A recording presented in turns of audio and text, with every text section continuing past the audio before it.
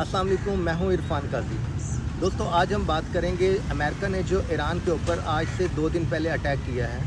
तो दोस्तों, उसमें एक तो चीज़ हम ये देखते हैं कि अमेरिका ने किस तरह ईरान के ऊपर अटैक किया, और अमेरिका का ये क्लेम है कि जो अमेरिका की आर्मी ने ये कारनामा सर अंजाम दिया है, दुनिया की कोई आर्मी ऐसा कारनामा सर अंजाम नहीं दे सकती।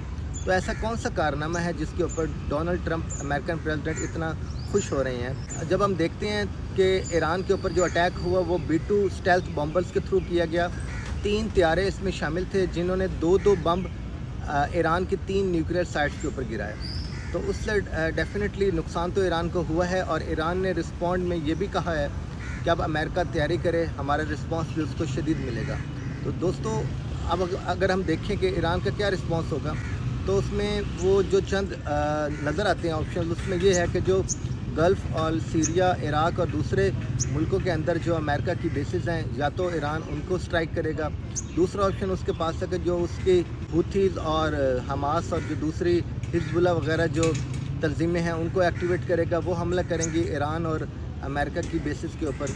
तीसरा ऑप्शन उसके पास ये बचता है कि या तो वो इस रिटेलिएशन को मज़ीद इंक्रीज़ कर दे जो ईरान और इसराइल के दरमियान जारी है।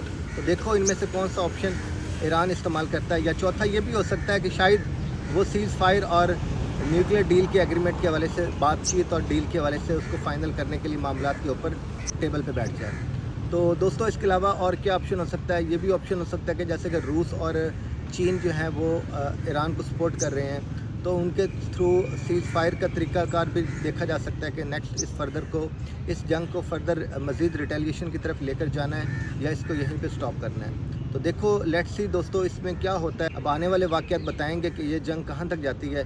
इंशाल्लाह हम लम्हा ब लम्हा आपको अपडेट करते रहेंगे। आज की वीडियो में इतना ही। Thank you.